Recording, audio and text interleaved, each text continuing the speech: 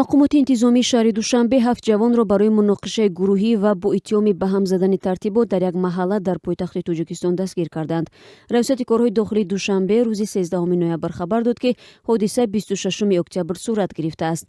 Дар баёнияи раёсат омадааст, як гурӯҳ ҷавонон дар кӯчаи Муҳаммадҷон Қосимови ноҳияи Фирдавсӣ байни ҳамдигар муноқиша намуда, бо ҳар гуна олот аз қабили корду санг мусаллаҳ шуда, шабона оромии шаҳрвандону тартиботи ҷамъиятиро дағалона вайрон карданд.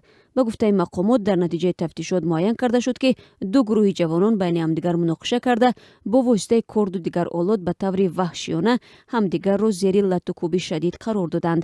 Аксари боздоштшудаҳо, ки раёсати умури дохилӣ ном ва аксҳояшонро нашр кардааст, донишҷӯ ҳастанд. аз ҷумла яке аз онҳо Абдулло Абдуллоев 19-сола донишҷӯи курси 4-уми донишкадаи ҳарбии вазорати мудофиа будааст, ки дар ҷараёни муноқиша захмӣ шуда дар бемористон мебошад. ду нафари онҳо ҳуқуқшиносони оянда аз донишгоҳи миллӣ буданд. дар муноқиша дар маҷмӯъ 3 нафар захмҳои амиқ бардоштанд.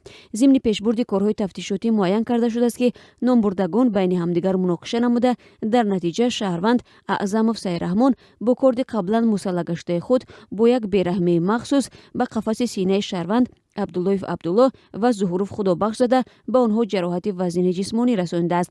дар идомаи муноқиша ва ҳамлаи ҷавобӣ худи шаҳрванд Аъзамов Сайраҳмон бо зарби корд ҷароҳати ҷисмонӣ бардошта дар беморхона бистарӣ карда шудааст.